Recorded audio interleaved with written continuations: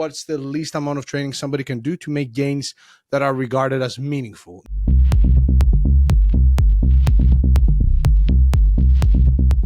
I am here today with Dr. Androulakis-Korakakis. Dr. Pak, thank you so much for joining me. How are you today?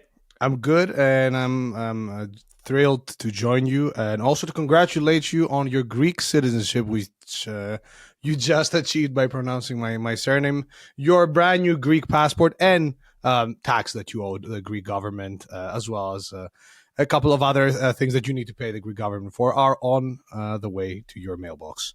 Oh, nice. Well, thank you. Welcome to Greece. I haven't been so nervous about an introduction before, but I was going to, glad I didn't stumble over that one. But let's stick with Dr. Pak, or Pak, if that's okay. For sure.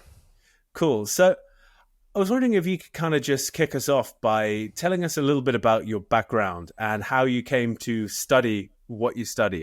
How did you get started? I got into lifting when I was 16. I was never a super athletic kid. I played the odd rugby back in the day at school in Germany, believe it or not. And once in Greece, there is a niche. There is a very, very underground rugby scene in Greece. But I started lifting when I was 16, fell in love with it, really enjoyed just being in the gym, then started reading about the gym to inform my own training. And as somebody who always liked to geek out about things, back then it was computers, I started to slowly geek out about lifting. I didn't really have direction then in my life. Like, I was one of those individuals who didn't really know what I was going to do. I liked computers, but computer science was too math heavy for me. And then I decided to pursue a degree at Solon University in the UK. So I started a bachelor's, met my mentor, James Steele, Associate Professor Dr. James Steele. For the Americans listening, the title professor in the UK is earned, unlike America, where it's like, hey, you teach at a university, you're a professor. And that's a really good point too, because so many people, as having spent time in America, everybody said Professor Rees, Professor Rees. And so I wasn't even Dr. Rees at that time. So yeah, and I had the same experience, and I was like, because they were I was seeing people calling themselves professors, and I was like, I didn't know they were like that deep in academia. Because like in the UK, achieving professorship, you're there like what, 20 years, 25, 30 years. You've been in academia, and you've published, and you've done like awards and external, like you've jumped through all the hoops. There's a whole hierarchy as well, yeah, right? Lecturer, assistant, all that, yeah. And I was like, oh damn, that guy's a professor. I must have missed some of the stuff that he's done. And then they told me, no, he's an associate lecturer essentially. And I was like, but you just call people professor when they're just like teachers at the university. Cool. But yeah, I met James Steele, who, as my mentor back then, he helped me. He was my dissertation supervisor. But after my bachelor's, I said, look, I really enjoyed the research side of things. I like researching. I like learning more. I like the idea of giving back to the knowledge pool around lifting, because then I can essentially help another person like me in the future, figure some stuff out.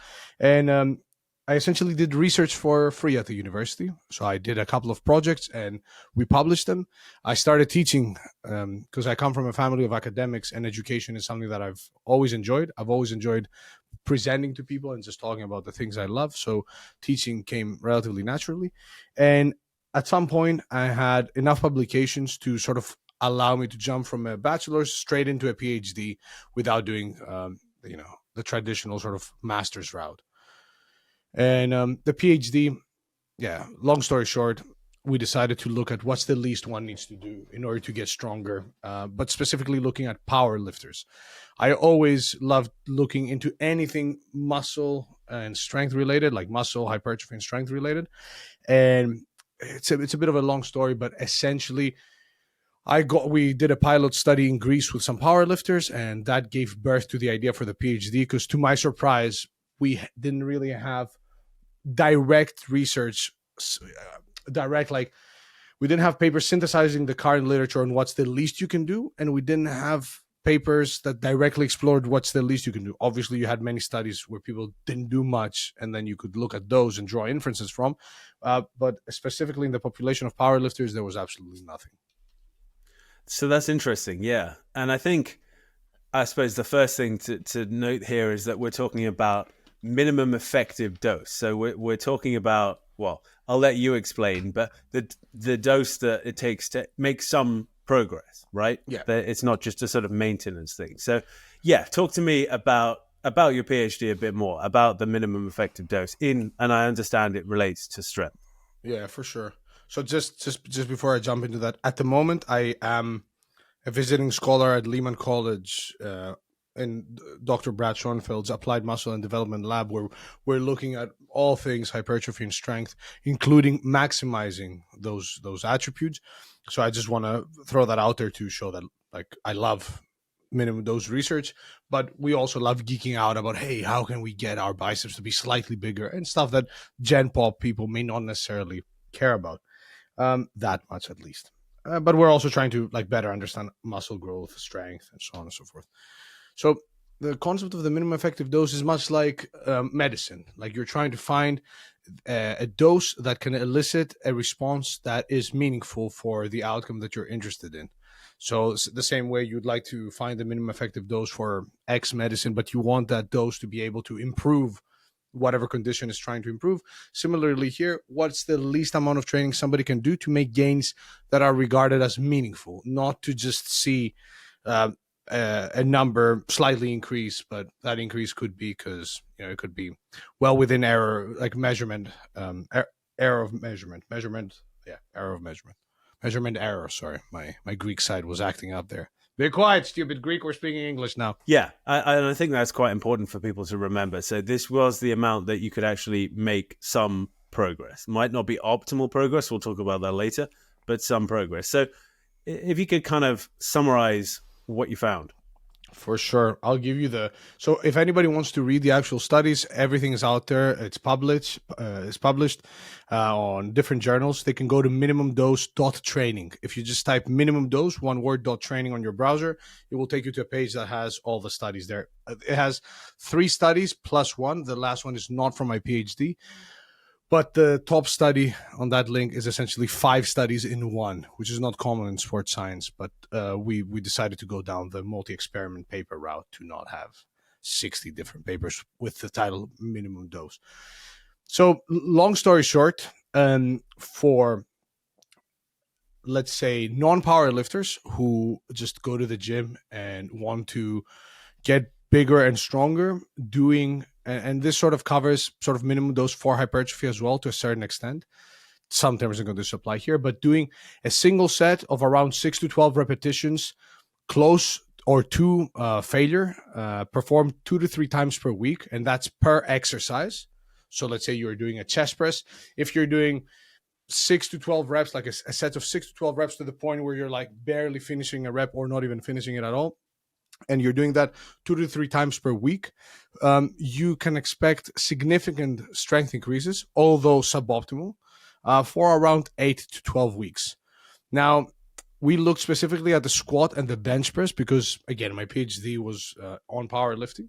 So our inclusion criteria for our literature review was set there. But I am confident that even if you applied the same sort of concept to any lift, you'd see meaningful gains. And from a hypertrophy standpoint, from a muscle growth standpoint, we didn't directly look at that. But if you look at the literature on muscle growth, like a handful of sets per week, of hard sets per muscle group per week, are enough to give you a substantial amount of gains, potentially like 50 to 70% of your potential gains just with such low training volume. So that could literally be you doing those 3 sets per week for your chest, and that's that. So the fact that you're getting less than 100%, sure, that may be an issue for some. But if you are somebody who is busy or is not able to get 100% during a few weeks, why not get 70% of your potential gains versus 0? Yeah, so I mean, there's a lot I'd like to pick up on there, but that makes so much sense. And I think, are there any other scenarios perhaps that I'm thinking, like sports performance or that kind of thing, whereby it would be worth? Yeah, you speak about it. Yeah, no. So like we also did some studies on powerlifters, and like powerlifters are, for those of you that don't know, powerlifting is a strength sport centered around 3 lifts: the squat, the bench press, and the deadlift. And a power lifter in competition, their goal is to lift as much weight as possible for one repetition on each of those lifts, and they get 3 attempts for each lift. Their best attempt from each lift gets drawn out, and then they sort of add them together to calculate their powerlifting total. So we're talking about people that are specifically like focused on getting as good and as strong as possible at doing one heavy repetition on those 3 lifts. And even in the case of those individuals, the minimum dose prescription as far as hard or heavy sets per week was very similar to, like, let's say, gen pop individuals. It We looked specifically at doing like single repetitions and things that were very specific to the actual thing that they wanted to improve in. Same way, if you're a runner, or let's say a sprinter, and you have only a few hours per week to train, it's likely it makes sense for you to just do sprinting because that's what you want to improve at, versus doing your accessory stuff or your other training if you only have those few hours per week. So the training that they did was super specific to one repetition maximum strength. But again, a handful of heavy sets per week, anywhere between 1 to 5 repetitions, leaving like 1 to 2 reps in reserve. So not going full on to failure was enough for them to see meaningful gains. And in that instance, we actually asked elite powerlifters and high level coaches to define to allow us to define meaningful, and we use that in our data analysis to calculate the probability of whether different sort of minimum dose protocols allow you to achieve gains that are considered meaningful by experts in the field. And how did they define meaningful? Because as you said, so much hinges on that word. As a lawyer, I alight on that meaningful word. Yeah, it was as simple as saying, because we had intervention studies that were only 6 weeks long, because like recruiting powerlifters is not easy. Like, it's not easy telling somebody who's doing a strength sport as a hobby and they're spending a significant amount of time, energy, and potentially some money as well to do that sport, to tell them, hey, we're going to make you do this somewhat unorthodox, super low volume protocol. Something that was also supported by the survey data that we gathered, where people were like, I haven't experimented with a minimum dose approach because I'm afraid I may miss out on gains.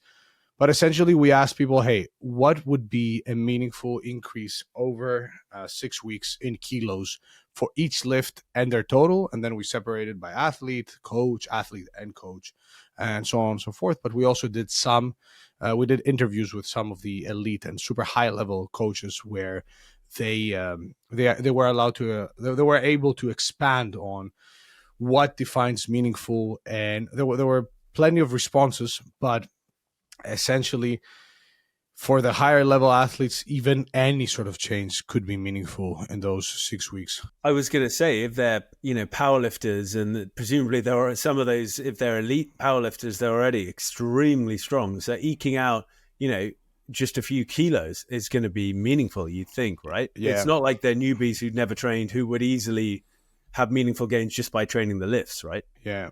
So that's why we separated like the elite and super high level coaches. Like we did the interviews with them, and then the surveys were open to coaches and athletes of all experiences and levels, and then they were all pulled together. So the survey data was as a result of 137 responders, and obviously interviews were, like, the sample was much smaller, but we're talking about like some of the best powerlifters in the world and some of the best coaches in the world. And like 50% of powerlifting athletes said that any change in strength over 6 weeks is meaningful, saying things like, in their eyes, any sort of progress, no matter how big or small, means that whatever you're doing is working.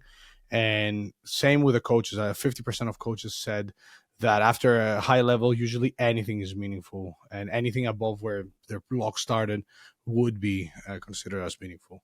But overall, like the survey data, like, made sense from my practical experience. Like in general, people said that around 17 kilos, like total gain on squat plus bench plus deadlift strength total over 6 weeks, so over a month and a bit, is meaningful. And I think that number is fair. But to further double check that, we actually looked at the openpowerlifting.org database, which essentially is a database of all powerlifting competitions across many years, decades of competition. And we compared their responses to what is required what strength increase is required in order for one to move up a rank every year, to kind of see, because like they could have been some random coaches and athletes that said 17 kilos on average, but that number could be either way too high or way too low in comparison to what's actually needed in reality. And that number panned out to be, it was similar to what you'd observe in the field. Anyways, all that to say that if power lifters who are busting their ass and specifically trying to increase one repetition maximum strength are able to get stronger with just a handful of sets per week, an athlete, a basketball player, a rugby player, a whatever player who needs to spend most of their time training their actual sport and has to work on a multitude of athletic qualities, the idea that, you could just do a few heavy-ish sets per week, and your strength development, at least to a certain extent, will definitely be ticked because you're going to be making gains. Maybe you're not going to be making as much. Maybe you're not going to be making maximum gains, but at the same time, you could spend that extra time working on your basketball training or recovering better from whatever, your agility and your aerobic training. Which would make you a better, as you said, basketball player or rugby player or whatever it might be. And I'm also thinking, and you must have thought of this, but like during a season, for example, they would be super useful, because the last thing, speaking from experience, during a rugby season that you want to be doing is smashing yourself up in the gym, right? You get smashed up enough just playing. Yeah, and I'm sure that as a rugby player yourself, you've seen some pretty sketchy practices. And not sketchy in a malicious way, but like same as like with combat sports. Okay, we're doing 1,000 push-ups today or whatever. Like, I'm sure you've seen some weird sort of S&C practices behind the scenes. Yeah, no question. And especially, I think in preseason, there was certainly some interesting stuff there that probably wasn't borne out by the science and the data. But they would argue perhaps that it improved your mental strength rather than your physical capacities. But I guess that's a separate. That's a separate episode, yeah. Like S&C and that rabbit hole, it's a bit of a rabbit hole as well. The idea, and I'm gonna throw the whole take here. And like strength training for sports performance in general, I think is a bit of a rabbit hole, and it's not as clear as people make it out to be. Would you expand on that? I don't want to get you in trouble, but that's interesting. You're not. Let me. So there is a great paper by James Steele on the topic. Former supervisor, right? So he comes. Former supervisor and mentor / friend / I'm trying to make a joke here. I'm trying to find the paper while buying myself time by speaking a bit slower. But there you go. I got it.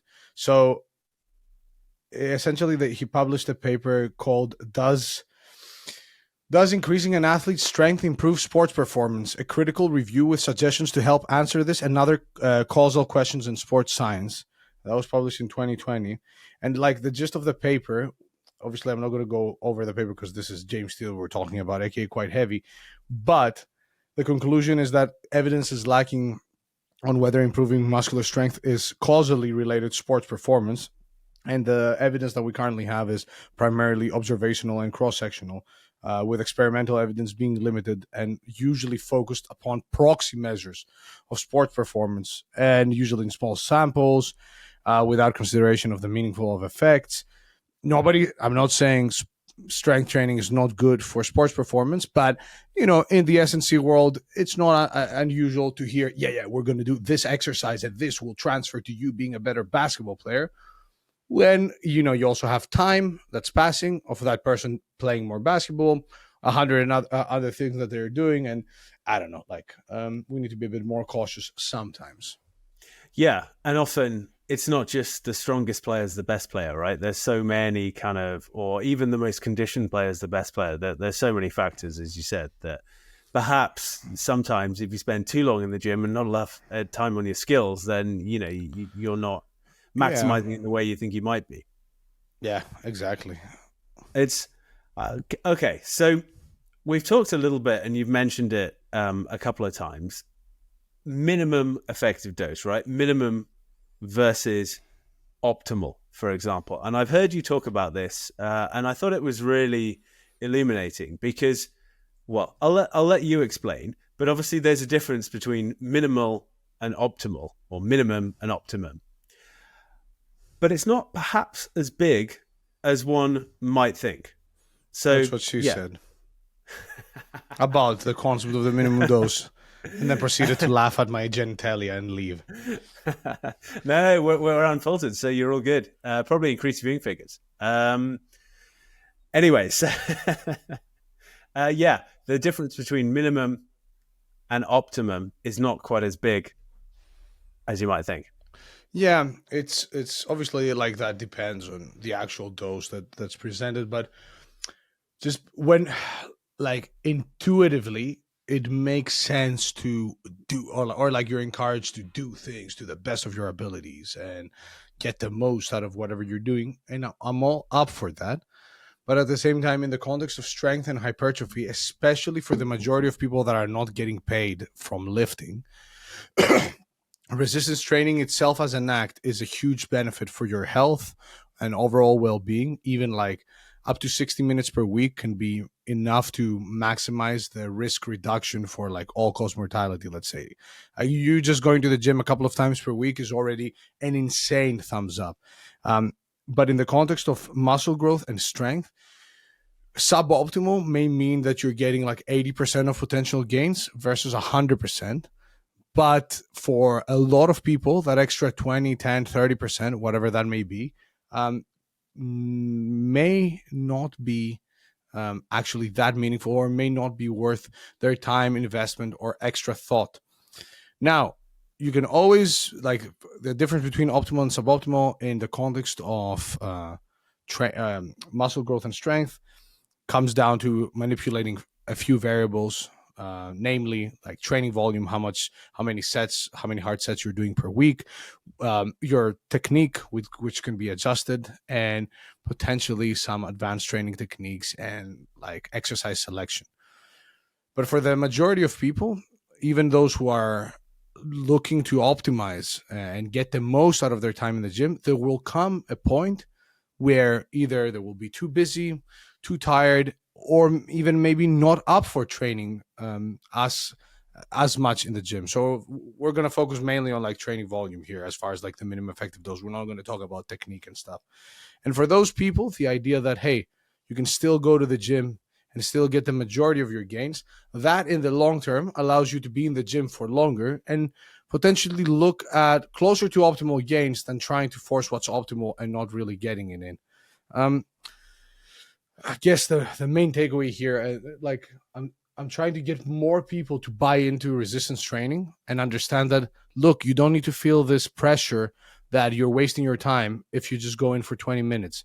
If those 20 minutes are focused, like I recently put up a 30-minute workout video where I get a solid amount of work in. And granted, I'm somebody who's been lifting for 10 years. I can deadlift like 600 pounds for reps. Like I am an advanced lifter.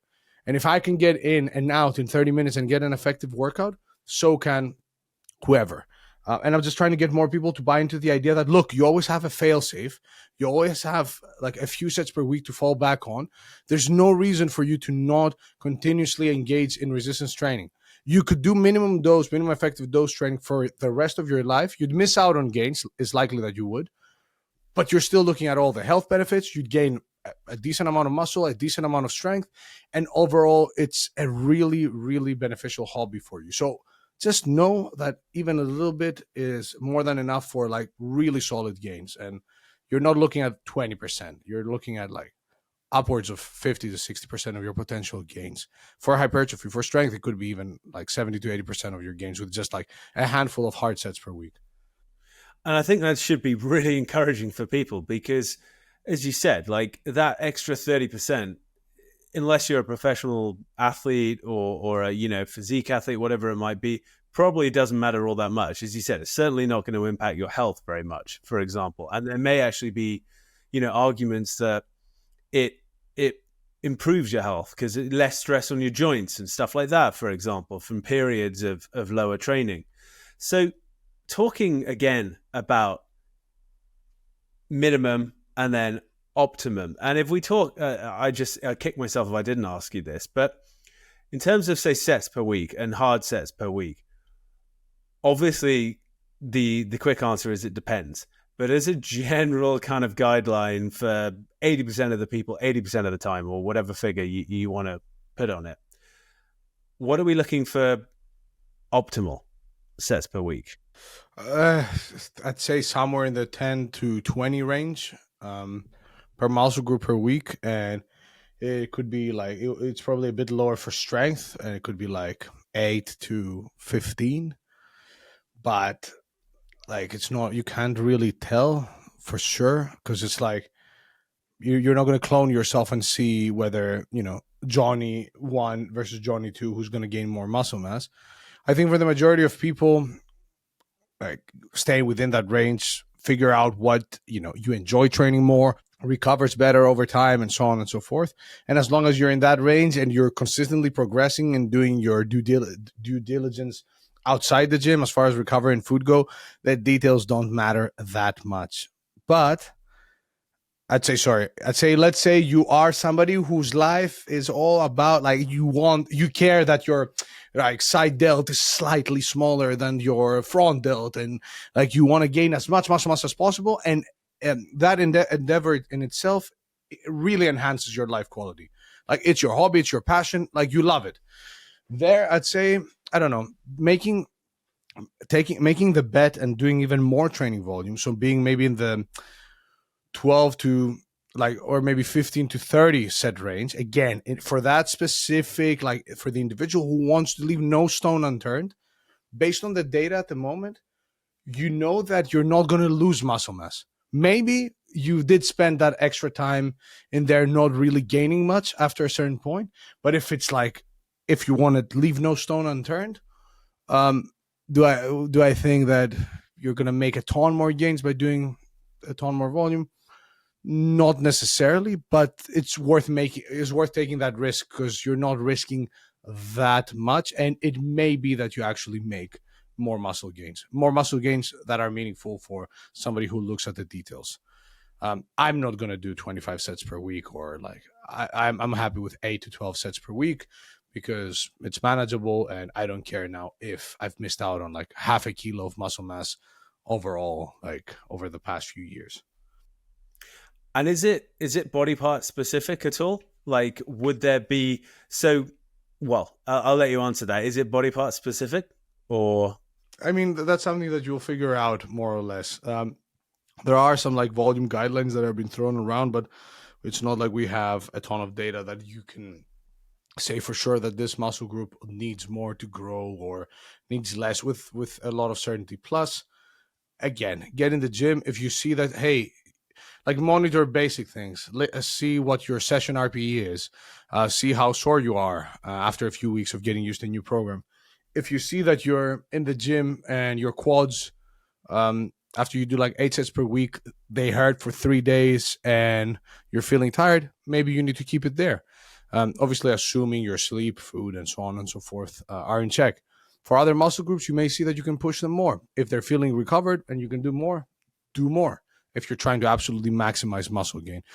But the name of the game is like you being in the gym and lifting for like long periods of time, not busting your ass for 3 weeks and then needing a week off and then doing that over and over again. so? Is that consistency? Is that kind of aggregate? Excuse me, like compound interest type thing? Yeah. Which we also don't know for sure. Like, that would be cool as well. Like, if we had a few millions, we would be able to like answer a lot of questions. Like, it would be cool to see over the course of like 5 years whether higher volumes result in greater muscle growth over those 5 years, or whether muscle growth sort of plateaus after a point, but it plateaus faster with high volumes, and then maybe plateaus slower with lower volumes, or whatnot, or whether it's like volume over time that actually leads to, so let's say you have one individual who does high volume training, but then they stop for a bit and then they start. And then you have somebody who's consistently doing volume and who's consistently doing low volume training. And after 5 years, they've ended up doing more training volume. Is that person going to grow more? I think probably yes.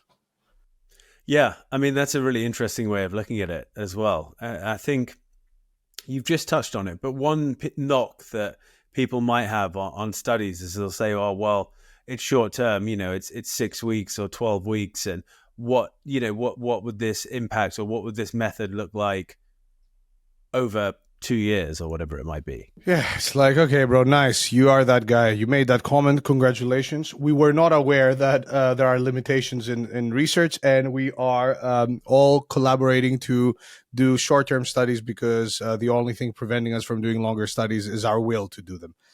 It's like it's a bit of a like a silly comment in the sense that sure we're aware of the limitations of science, especially sports science, but at the same time it's difficult to recruit populations and control their training for long periods of time, especially in the absence of funding. And at the same time, we can still draw inferences from shorter term studies, be cautious with how we interpret data, and still, and at the end of the day, we're talking about lifting weights here. It's not it's not like heart surgery where you can't just go, yeah, probably he will live. I mean, we'll see when we're there, right? Or astrophysics where you're like, we will launch, maybe won't launch. We'll press the button and we'll figure it out. Like, sure, we like with training volume, we can't express with absolute certainty that it's this set range that will definitely do this and that. But based on the evidence that we currently have, we can make an educated guess and be like, okay, it seems that if you want to absolutely maximize muscle gain, you can do this much. Minimum dose is the same. Like, do we know if like doing a few sets per week is going to work for 3 years? No, we don't have any data. Do we have anything longer than actually?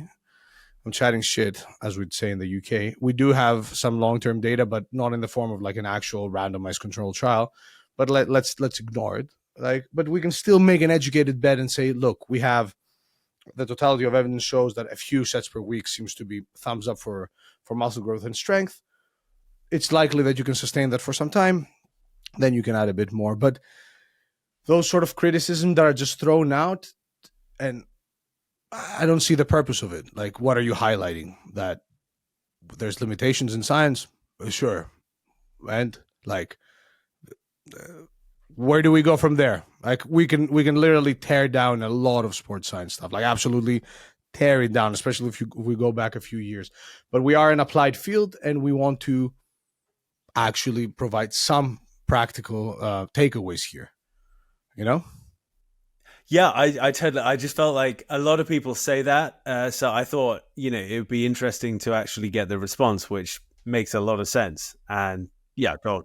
No, like let's then look at things like martial arts. How many studies do you think we have in like boxing training, or like a lot of things that we do, or educational systems, and whether like we can start peeling off a lot of layers of a society and things that we do and see that cool, there is some evidence, but it's not as set in stone as people think. Same goes with sports science. As long as we're being responsible enough and communicating things with some caution where caution is needed, then I don't see why that criticism necessarily, like that criticism is not enough to change much. It's just pointing out something that is unfortunately part of the game in sports science, especially niche areas like maximizing muscle hypertrophy in like resistance trained individuals and powerlifting strength and bodybuilding and so on and so forth. The UK government is not going to go like, yep, here you go, a 3 million grant to look at bodybuilders. And as you said, nobody is more aware of limitations in research than the people who actually did the research, right? So I can imagine, as an academic myself, having something like that, pointed out. You're like, yeah, no, I had thought of that. The thought had occurred. Yeah, I get that. And it's like, it's part of getting closer to the truth. Like, you're not, it's like you have to be at that stage and then slowly build from there. It takes time, and things are not as simple behind the scenes as they look. I am a researcher as a hobby. I love research. I don't get paid for research. As some of you listening will probably know, academia is BS for a great part of it. Like, it's not like, yeah, the titles are fancy and people say, ooh, you're a professor at the uni, but things behind the scenes are like, just a book I would recommend is Science Fictions by Stuart Ritchie, exposing fraud bias and negligence in science. But um, what did I want to say? I wanted to say like another example is like deloads. Are you aware of the of what deloads are and how they're used in the context of resistance training? Essentially periods of time where you take a step back and allow your body to recover. Planned lower volume and all that, and potentially intensity as well, right? Yeah, up until last year, we had zero studies on deloads. Yet a lot of people were implementing deloads because, they gathered whatever evidence they could from, other studies that maybe looked at detraining and like physiology, and sort of said, okay, whenever you're tired, take a week off and manipulate these variables this way because that seems to do the effect, to get you the effect that you need and get you to feel like less fatigued. Now, despite having no evidence of it, no direct research, we were still able to apply that concept relatively appropriately. And now that more evidence is coming out, like a few studies have come out in the last year or so, including the first intervention study, shout out to Max Coleman, we're seeing that a lot of the things that were sort of in place are being somewhat slowly confirmed by the research. But again, we are a practical field, and muscle growth and strength are not, unless you're like a pro athlete, and even then I'd say they're not that complex, but they're not that complex. It's not a life or death situation. Worst case scenario, you may have been doing slightly less or slightly more in your training, or you didn't really need to do that super slow eccentric sort of part of the lift, and you could have gone a bit faster, and that would have also been fine, you know? Yeah, I think that makes a lot of sense, and you show a lot of intellectual humility, which is sometimes lacking, I think, especially in the health and fitness world. A lot of kind of awareness of what people might say and criticisms and all that sort of thing. So we've talked about maximizing, and we've talked about minimum effective dose. But I think the key thing to stress with minimum effective dose, and obviously I'm talking to the listeners and the viewers here, but is that minimum effective means that you will make some progress. Some meaningful progress as well. Some meaningful progress, right? So there's a lot. Yeah. So yeah. What about if things aren't great and you have a period where you're not even able to do this minimum amount? Are there any kind of ways in which you can retain muscle mass, or how much? And again, obviously this is going to be a tricky question to answer, but how long can we go before we start to lose? We'll use meaningful amounts of muscle mass, and how much would it take to offset the loss of this meaningful amount of muscle mass? Yeah. So I would say that if you're somebody who's like legit interested in like gaining muscle and strength, even if you're not trying to maximize, like being completely off the gym for like 3+ weeks, that's where things may slowly start to not go away. You're not going to melt all of a sudden, but like if you haven't lifted for 3 weeks, that's where probably things are starting to not look that great. And sorry, distracted ADHD. It's diagnosed. It's a blue badge condition. And how dare you look?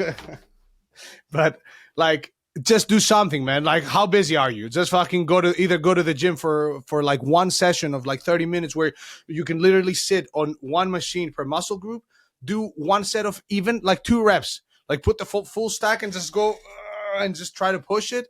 You do that every week once, your body's going to be like, okay, we're holding on to this muscle mass. It's much easier to maintain than to build. Much easier.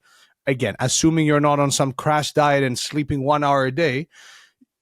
Let's say you can't go to the gym, and I'm not a big fan of these people that like don't find solutions, and they're like, yeah, I'm busy, I can't go to the gym at all. I'm like, bro, are you that busy where you can't go once in your whole week?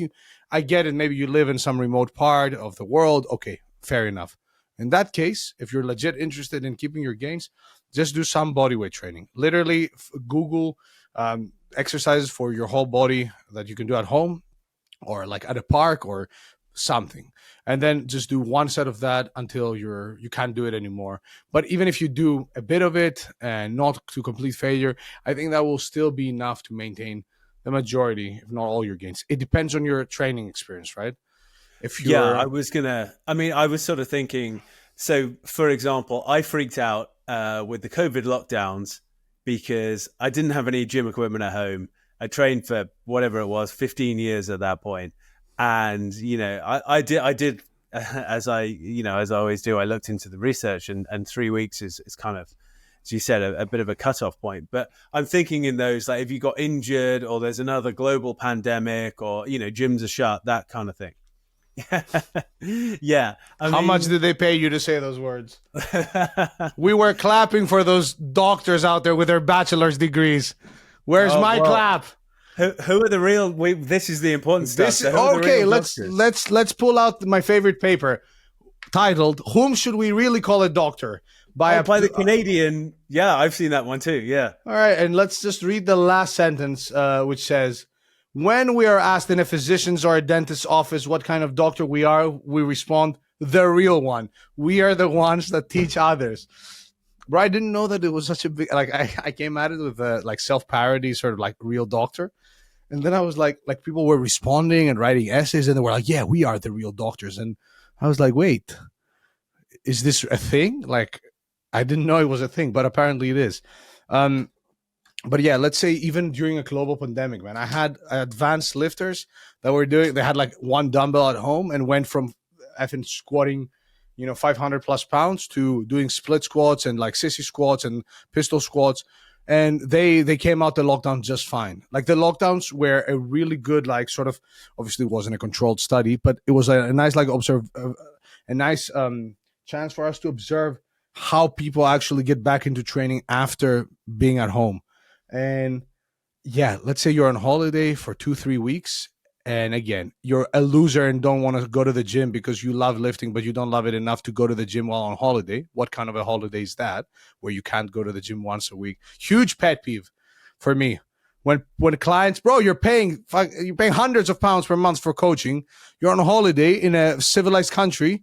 Like, don't you want to go for a quick session once? Like, I don't get it. But that's just me rambling. Obviously that's not the response I give, right? One of my favorite things on holidays to train. Obviously, I don't go for a 3-hour session where I miss out on the holiday, but like a 20-minute hotel workout, or like go and see different gyms. Anyways, I'm going full on ADHD. I'm with you on that one, but as you said, a lot of people. I had a lot of clients who would be like, "Oh, I'm not going to train." I guess they associate training, especially in America, working out. They associate it with work, and they want. Yeah.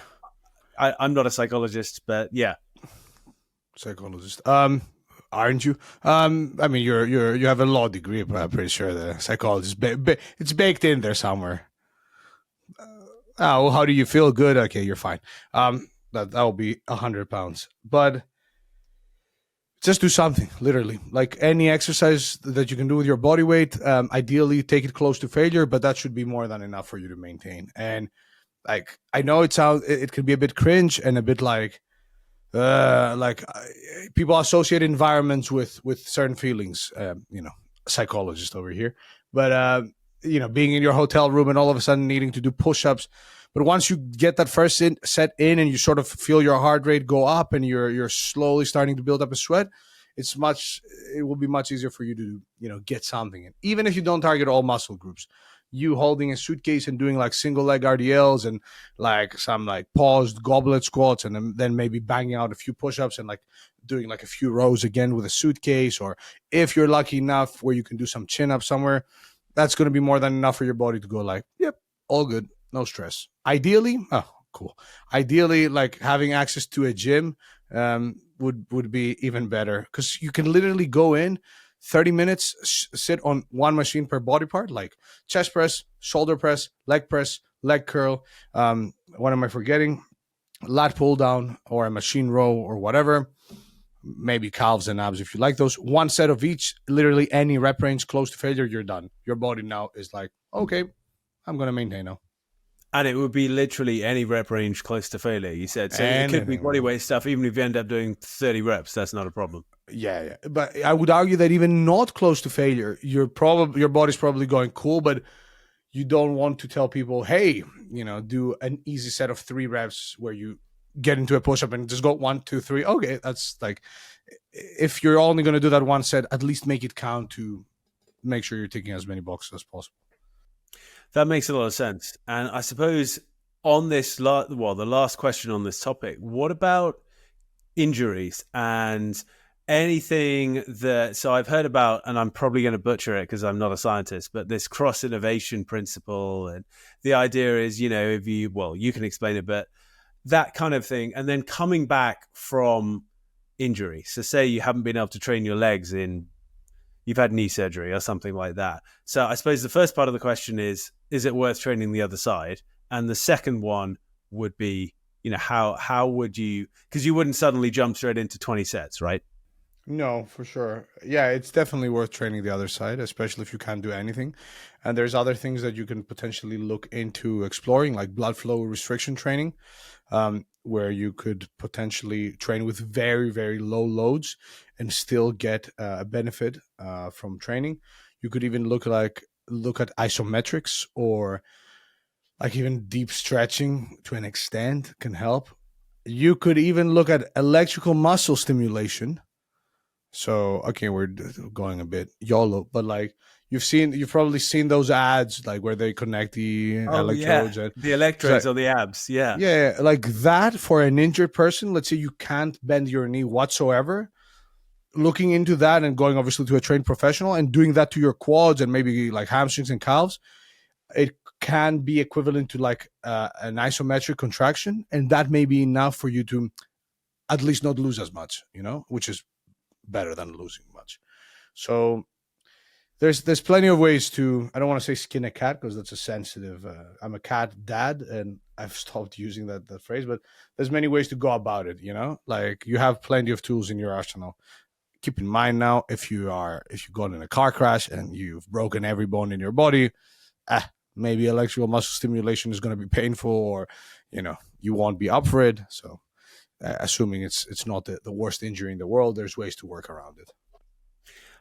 Okay. Yeah, that makes a lot of sense. And I think we've covered quite a bit of this already, but you must see, so not only are you a researcher and an academic, a teaching academic, but you train yourself, right? You mentioned deadlifting 600 for reps and all that sort of stuff. So you clearly spend quite a lot of time, there you go, in gyms, right? And training and all that sort of stuff. So what are the biggest mistakes you see people making?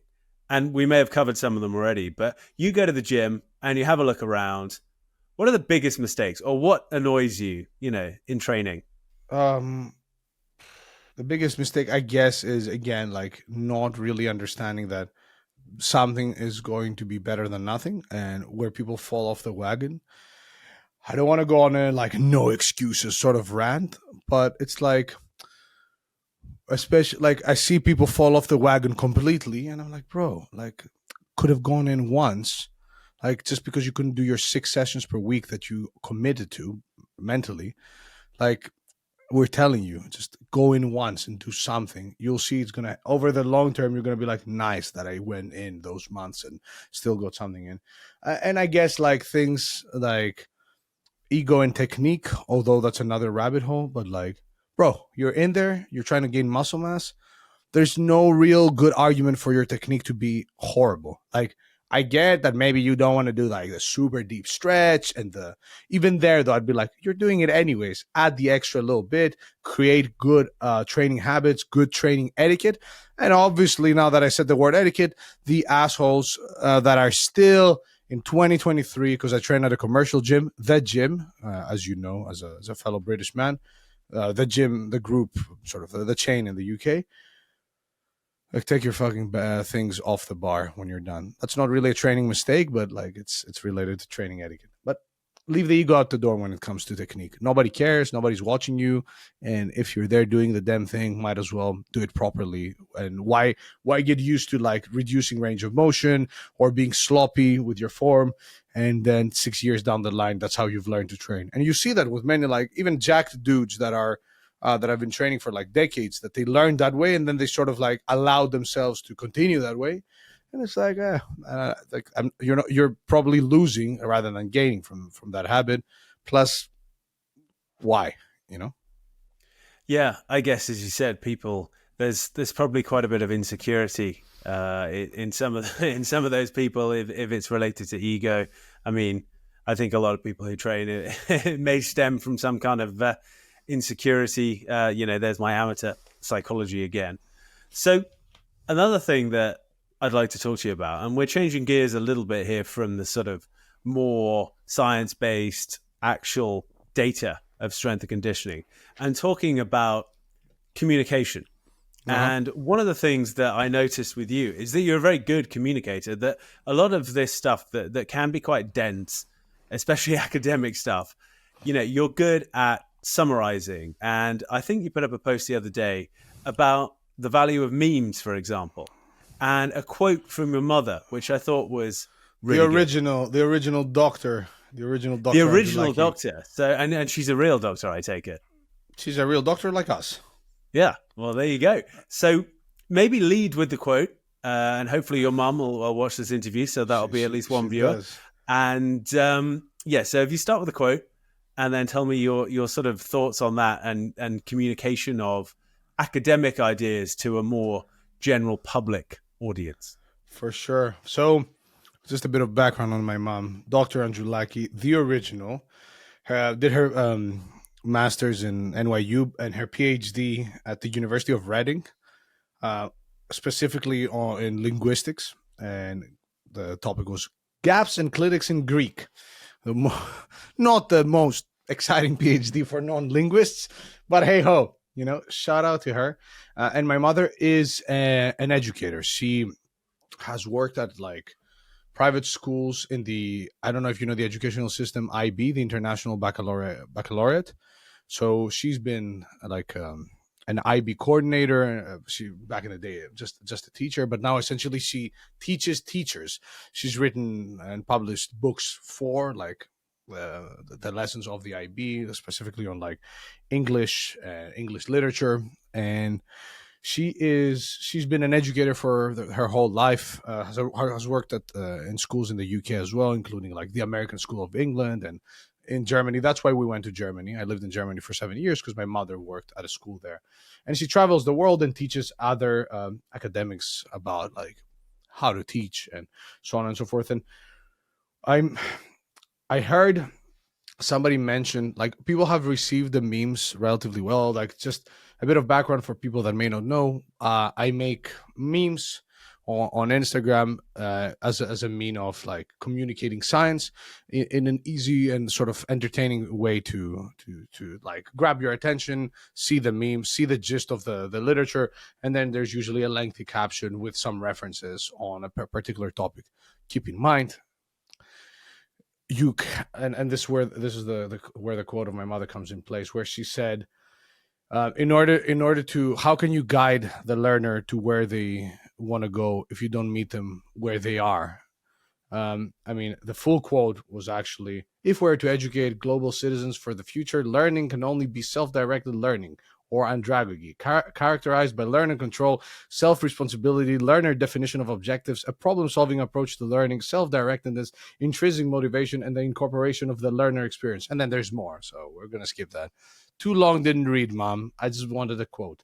But yeah, essentially, like, teaching at a university from a young age. So I started teaching as an associate lecturer from the age of like 20, 21, 22, because there was I was always good at presentations, and was fortunate enough to be able to teach because a sport nutrition teacher, a lecturer back in that day, she was pregnant, and they needed somebody to sort of cover lectures sort of immediately. And I had published some research. I had shown that I'm not just some random guy.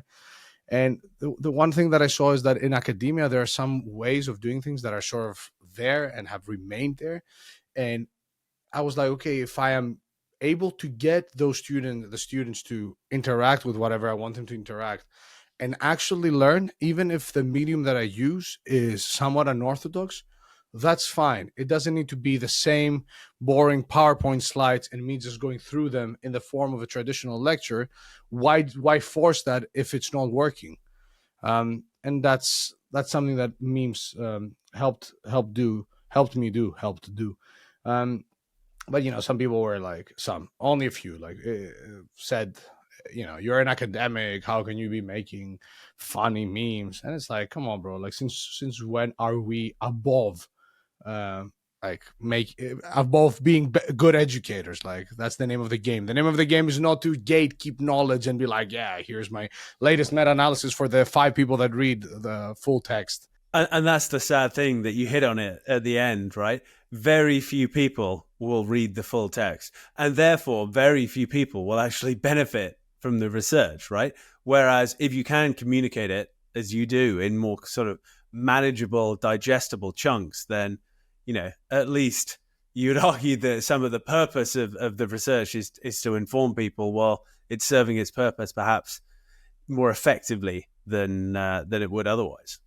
Yeah, and you see that at universities, man. I mean, I'm sure you've seen it. How many like, I don't know how it is with law, uh but it's like, bro, you you see students that are paying 9, or how many, I don't know, I don't even remember how much tuition is now, but like tens of thousands of pounds for their bachelor's degree, which some could argue that in some cases may also not be giving them that much as far as like career prospects, but they're still doing it, and it's a great way for somebody to learn and open other doors through university.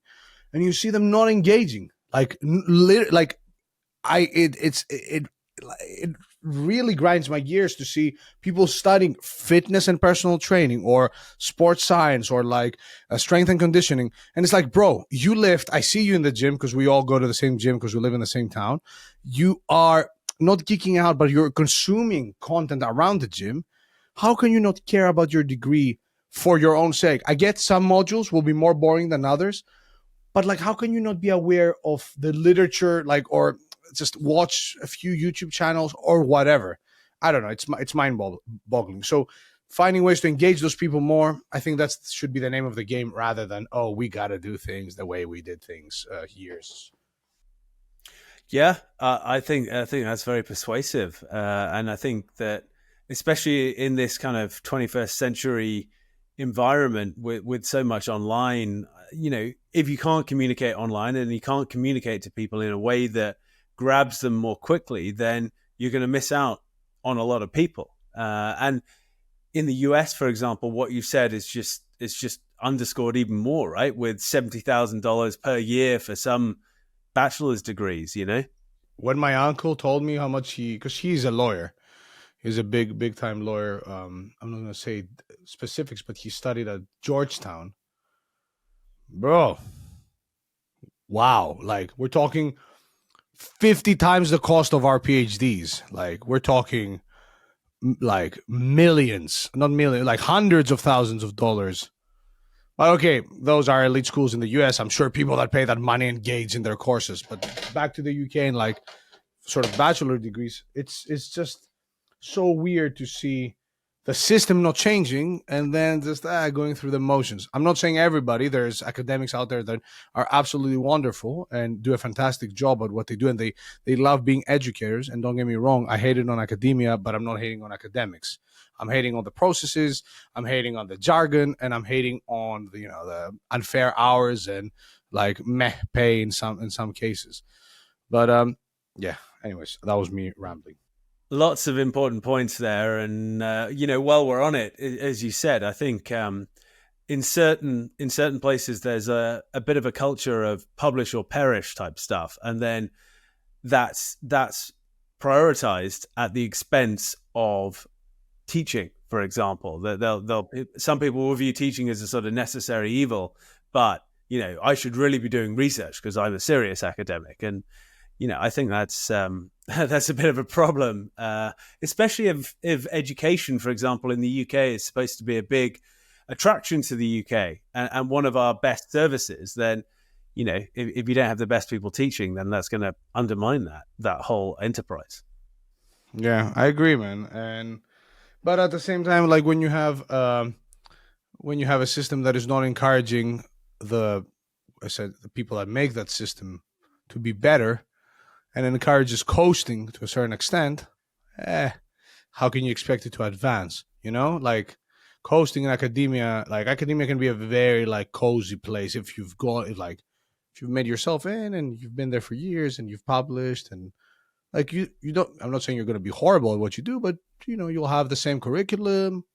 Students will come, students will go, years will pass, but before you know it, you've retired. You know. And I think that's particularly the case in certain subjects. For example, certain law subjects. If a lot of what you teach in jurisprudence is, theories from hundreds of years ago, there's less updating that you might have to do in your field, for example. So, yeah, that makes that makes a lot of sense. So, just a couple of questions to wrap up, and I'm conscious we've spoken for quite a while, and I'm really grateful for all your time. Good. Well, so am I. Is there anything that you wish I'd asked, or anything that I've neglected to ask that you hoped I might? Not really. Like that's a bit of it's a loaded question. Like I guess I don't know. Maybe if it's I don't know. Maybe like how one can go about identifying solid sources of information nowadays, where like everybody seems to have a PhD, or like maybe that's not entirely true, but like you see a lot of stuff out there, and science is sort of pimped out quite a bit.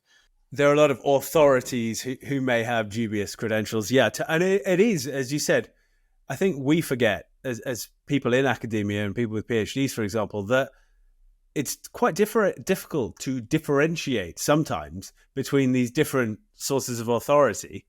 When, yes, I think you're hitting on a valid point. So, yeah, please expand on that. So unfortunately, nowadays, following and likes or success themselves don't seem to be enough for you to know whether somebody is a charlatan or not. You can go on like YouTube and look at people like Dr. Berg, for example, who is, I'm not sure if you know, is he like your, okay, because the way you looked at me, I was like, it's probably his father or something. No, they have them. He's the co-host of the show. Anyways, Dr. Berg is like, it's just like he's not even a real fake doctor. He's a doctor of chiropractic. So he legally has to have DC after Dr. Berg, but he's played it smart, and he's essentially copyrighted, trademarked drberg.com, so then he can use that as his logo without the DC part.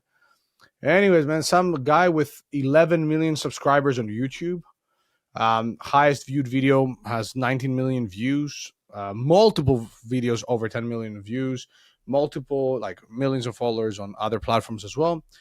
Books, schmooks, podcasts, all the whole lot. So like, if I am random guy or girl at home looking for some information on nutrition, and I see Dr. Berg, I see doctor, I don't care to fact check DC. I don't even see DC. I'm seeing Dr. Berg. I don't even know what the DC means, and all the title games that we losers like to play. I see millions of views, thousands of likes, thousands of positive comments about how this was life changing, and then you have videos like, what happens if you stop eating sugar for 14 days, the real reason why apple cider vinegar helps the weight loss, and a bunch of other stuff. So all that to say that just because somebody has a title, following, and seems to be financially and like successful, or just successful in terms of status, that unfortunately is not a surefire way to know that they're doing well. However, look out for people that do have some form of education, but try to understand what the consensus is. If you're seeing that, let's say on intermittent fasting, if you're seeing multiple people, like if you let's say you want to educate yourself on intermittent fasting, and you YouTube it, and you see, let's say Dr. Berg or whoever make these insane claims that, oh, it's the best thing, and it will clear your organs, and it will rejuvenate you, and then you see that six other people that have degrees and experience and are publishing research and have a following all say something completely different, and that the consensus leans towards the other side, then that's a good way to sort of find your way through the madness. Like, ideally get a PhD and start reading, the literature yourself, but nobody's doing that. And again, finding resources that do summarize the current available scientific evidence, like on nutrition, examine.com does that. There's a new website that is slowly coming up called consensus.app. .app. And for example, you could write, does creatine help build muscle? And it has all the studies for you. And it says, 82% yes, 12% possibly, 6% no. And it just has a summary of the current available evidence. But yeah, if somebody's making insane claims and they have that hack that you've been missing, that's usually a red flag. Yeah, I think. Are there any other red flags? I think one for me, when people talk about the real something behind, Yeah. that often seems to be a bit of a red flag. Are there any others that get your spider senses tingling? So, like, obviously, because nowadays social media, that landscape has changed. The game requires some form of like clickbait to go on, which is fine.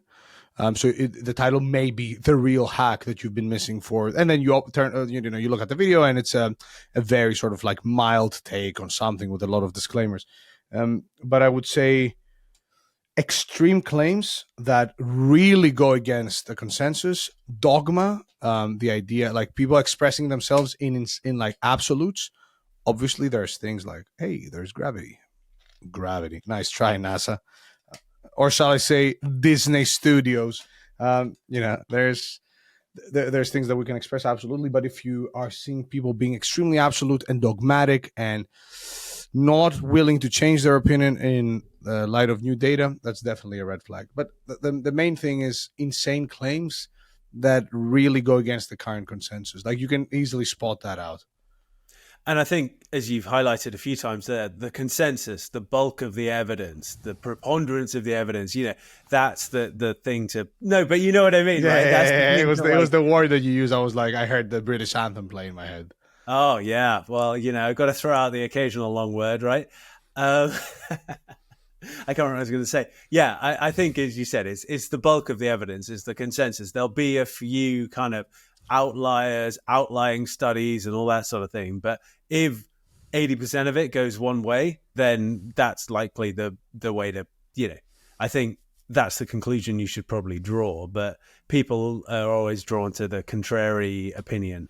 Exactly. And it's also this sort of human nature where you want to be like, where you want things to be simple, and like you want things to be like, this is the one thing I was missing out all this time.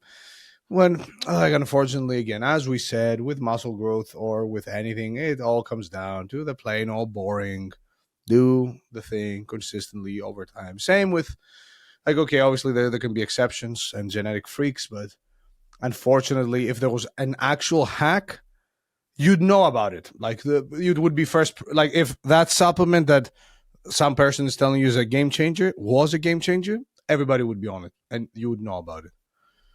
Yeah, I think that's, especially in the context of supplements, I think that's really important to remember. So yeah, and the supplement industry, people have seen the documentary Bigger, Stronger, Faster. That really is the Wild West, right? There's all sorts of claims that are, quite spurious at best. So that's awesome, man. Yeah, that's a classic, bro. It really is, yeah. It's by Bell. Chris Bell, yeah. Chris Bell, yeah. Mark Bell's brother. I've actually got Chris Bell coming up on Unfiltered. So hey, respect. Just to bring the views back after my episode. No way. This will probably be one of the most popular. So anything else that you'd like to mention? Obviously, you have your own podcast. We'll link to all of that. And, you have a lot of your own research. Is your PhD available for those who want to read it? Yeah, it's been published as separate studies on a bunch of journals. If you go to minimumdose.training, first 3 links are the 7 studies of my PhD. Okay, so that's good. And then where else would you like to direct people to? I guess my YouTube channel. If you type dr.pak, Dr Pak, you'll get that. I'm uploading 1 or 2 videos per week on a bunch of things related to lifting.